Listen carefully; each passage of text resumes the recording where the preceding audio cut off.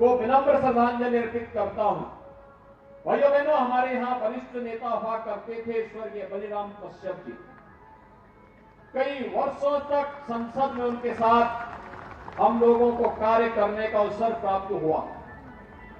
लंबे समय तक यहां की आवाज बनकर के उन्होंने यहां के विकास की आवाज को संसद पर रख करके यहां विकास की अनेक योजनाओं को लागू करने का कार्य किया।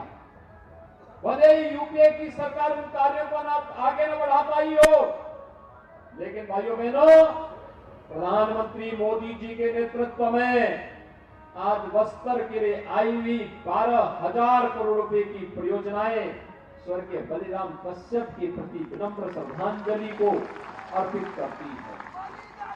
और भाइयों बहनों, हमें प्रसन्नता है कि आज स्वर्गीय बलिराम कश्यप जी को उस व्यवस्था को जो उन्होंने वैचारिक पृष्ठभूमि के साथ जुड़े रहे, आज श्री दिनेश कश्यप जी उस व्यवस्था को आगे बढ़ाने का कार्य कर रहे हैं और आप सबका आशीर्वाद उनके साथ में है। मैं इस अवसर पर स्वर्गीय बलिराम कश्यप जी को भी अपनी विनम्र श्रद्धांजलि अर्पित करते हुए उनकी स्मृतियों को नमन करता हूं। भाइयों बहनों, छत्तीसगढ़ की धरती हम सब के लिए एक पुण्य धरा है। प्रकृति और परमात्मा के असीम कृपा इस धरातल पर है। आप याद करिए, भगवान राम के सबसे यानी वनवास कालखंड के अंदर जो उनके सबसे भिन्न सहयोगी थे, ये वही आदिवासी वनवासी बंधुगण हैं, गिरिवासी बंधुगण हैं, जो आज भी व्यवस्था के साथ जुड़ करके कार्य कर रहे हैं। और चिंता मत करिए, ये सब सेना भगवान राम के साथ हजारों वर्ष पहले भी देश के लिए लड़ा था और आज फिर हम लोग मजबूती के साथ इस बात को कह सकते हैं कि इन्हीं बंधुओं की मदद से नक्सलवाद का भी खात्मा होगा और इन्हीं बंधुओं के बल पर धर्मांतरण की अनैतिक और वैध गतिविधियों को पूरी तरह लगाम लगाने का काम भी भारतीय जनता पार्टी की डबल इंजन की सरकार आने वाले समय में करेगी। भाइयों बहनों, छत्तीसगढ़ का अपना महत्व है। प्रकृति और परमात्मा की इतनी असीम कृपा है इस धरती पर। भगवान राम को भी अपने वनवास कालखंड की भूमि के रूप में इस धरती को चुनना पड़ा था। याद करिए, यहीं पे आकर के उन्होंने अपने पूरे वनवास कालखंड को व्यतीत किया था, इन्हीं बंधुओं के बीच में व्यतीत किया था। और कारण था यहाँ की प्राकृतिक सुंदरता और कारण था माता कौशल्या, जो भगवान राम की मां थी, उनका मायका भी तो छत्तीसगढ़ी है। याद करिए, आपको सरकार चुनने का सौभाग्य कब प्राप्त हो रहा है? जब अयोध्या में 500 वर्षों के बाद भगवान राम के भव्य मंदिर के निर्माण का कार्य पूरा होने जा रहा है। तो खुशी तो आपको भी होगी ना। और भाइयों बहनों, इसीलिए हम लोग आए हैं। मनीराम कश्यप यहां से चुनाव जीत करके जाएंगे, छत्तीसगढ़ में सरकार बनेगी तो अयोध्या धाम का दर्शन कराने के लिए यहाँ के बंधुओं को भी लेकर के आएंगे।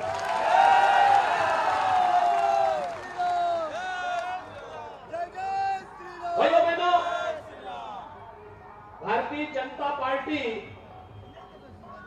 बोलती और केवल घोषणा नहीं करती, करके दिखाती है। जो पहले असंभव था, अयोध्या में राम मंदिर का विवाद, ये कांग्रेस की देन थी। ये समाधान नहीं देना चाहती थी।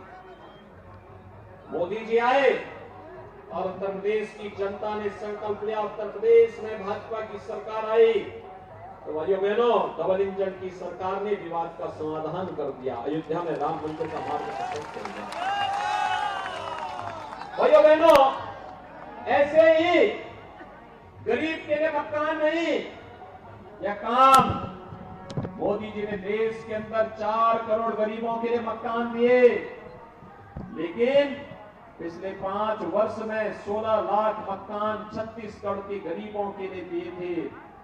लेकिन भाइयों बहनों, भूपेश बघेल की सरकार, कांग्रेस की सरकार ने ये पैसा भी बंदरबांट कर दिया। ये पैसा यहां के गरीबों के उत्थान के लिए था, उनके सिर को ढकने के लिए था। प्रधानमंत्री जी ने जो पैसा भेजा था, क्या उससे मकान मिला क्या यहां के गरीबों को? क्या यहां गरीबों को मकान मिला? नहीं मिला। लेकिन भाजपा को आने दीजिए, भाजपा मकान देगी। 18 लाख गरीबों को प्रधानमंत्री आवास योजना फिर से उपलब्ध करवाने का वायदा लोक कल्याण संकल्प पत्र में परसों माननीय गृह मंत्री जी ने, डॉक्टर रमन सिंह जी ने परसों घोषणा कर दी है। ये 18 लाख गरीब लखपति बनेंगे। याद रखना, यह काम केवल भाजपा ही कर पाएगी। भाइयों बहनों, हर घर नल योजना से घर घर जल मिला। मोदी जी ने पैसा दिया था। उत्तर प्रदेश में हम लोगों ने 150 लाख यानी 1.5 करोड़ परिवारों को हर घर नल दे दिया। हर परिवार में आरओ का पानी पहुंचा दिया। शुद्ध पानी का मतलब बीमारी का समाधान हो जाना, पूरी तरह समाधान हो जाना। और उस बीमारी को पूरी तरह मुक्त करने के लिए, व्यक्ति स्वस्थ रह सके, इसके लिए यह कार्य मोदी जी ने पूरे देश में लागू किया। छत्तीसगढ़ में ये पैसा भी बंदरबांट हो गया। हर घर नल योजना मिली क्या? नहीं मिली। यहां पर किसी भी योजना को प्रभावी ढंग से छत्तीसगढ़ में कांग्रेस की सरकार ने लागू ही नहीं होने दिया है। और इसीलिए यहां का गरीब बेबस एक ही प्रश्न पूछता है और पूछ रहा है, हमन ल तो नहीं मिलिस, आप लोग मिलिस का? यही तो प्रश्न पूछता है कि हमें तो नहीं मिला, क्या आपको मिल गया क्या? वह भी बेबस तरीके से कहता नहीं मिला। भैया मैंने ये बेबसी, ये लाचारी कब तक? ये कांग्रेस ये गरीबों का हक हड़प ले रही है। ये कांग्रेस गरीबों के हकों पे डाका डाल रही है। ये कांग्रेस यहां के संसाधनों पर डकैती डाल रही है। यहां पे कोयला घोटाला हो रहा है, यहां पर खनन घोटाला हो रहा है, यहां पर नौजवानों को मिलने वाली नौकरी में घोटाला हो रहा है। और यहां पर भाइयों बहनों, हमने बिहार में तो सुना था कि लालू जी की सरकार आई थी, उन्होंने चारा खा लिया था, भैंस का चारा खा लिया था। और कांग्रेस की सरकार यहां गोबर ही पचा गई।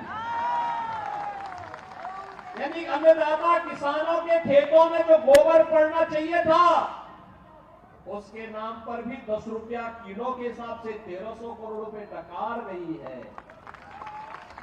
डिस्ट्रिक्ट मिनरल फंड गांव-गांव में पगडंडी बनाने के लिए, कन्वेंशन सेंटर बनाने के लिए, यहां के स्पोर्ट्स सेंटर बनाने के लिए स्थापित होने चाहिए थे। उस पैसे को भी डकार गए। कांग्रेस के नेताओं ने बंदरबांट कर दिया। भाइयों बहनों, क्या भूपेश बघेल ने कोई जांच करवाई? नहीं करवाएंगे जांच।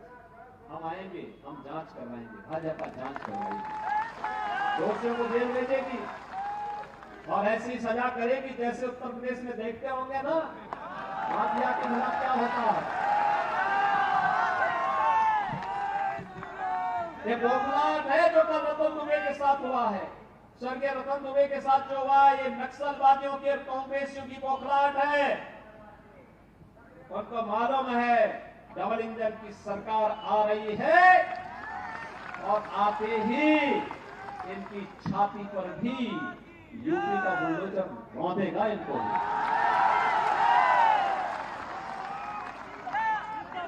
भाइयों बहनों, मैं आप सबसे यही कहने प्रयागराज आया हूं। यहां पे मैं कल गया था एक कार्यक्रम में, हमारा एक कार्यकर्ता ईश्वर साहू चुनाव लड़ रहे हैं, उनके पुत्र भुवनेश्वर साहू की हत्या इसलिए कर दी थी, उस नौजवान ने अपने गांव में लव जिहाद के माध्यम से एक बालिका को झूठे प्रलोभन दे करके, धोखा दे करके जबरन उसको मुसलमान बनाने का कुत्सित प्रयास किया गया। और उस बालिका ने जब इसका विरोध किया, कंप्लेंट की, कोई सुनवाई नहीं हुई। और उस बालिका का समर्थन कर रहे थे भुवनेश्वर साहू की उन्हीं के गांव में कांग्रेस के नेताओं की सौ पर निर्मम हत्या कर दी गई। ये लव जिहाद के नाम से भाजपा के कार्यकर्ताओं की हत्या करेंगे, ये स्वीकार्य नहीं हो सकता। एक गरीब की हत्या करेंगे, स्वीकार्य नहीं हो सकता। एक आदिवासी, एक वनवासी, एक पिछड़े जाति के नौजवान की हत्या करेंगे, ये स्वीकार्य नहीं हो सकता है। धर्मांतरण के नाम पर जिस प्रकार के राजनीतिक गतिविधियों को ये सरकार प्रश्रय दे रही है, ये स्वीकार नहीं किया जाना चाहिए। भाइयों बहनों, यह आपको राम की विरासत से दूर करने का प्रयास हो रहा है। यह आपको माता दंतेश्वरी की विरासत से, यह आपको गंगा देवी माता की विरासत से दूर करने का प्रयास हो रहा है, आपके पूर्वजों की परंपरा से दूर करने का प्रयास हो रहा है। और इसलिए इस साजिश को पूरी तरह बेनकाब करने के लिए हम सबको अब मिलकर के कार्य करना होगा। और इसीलिए छत्तीसगढ़ में कल भी मैं था,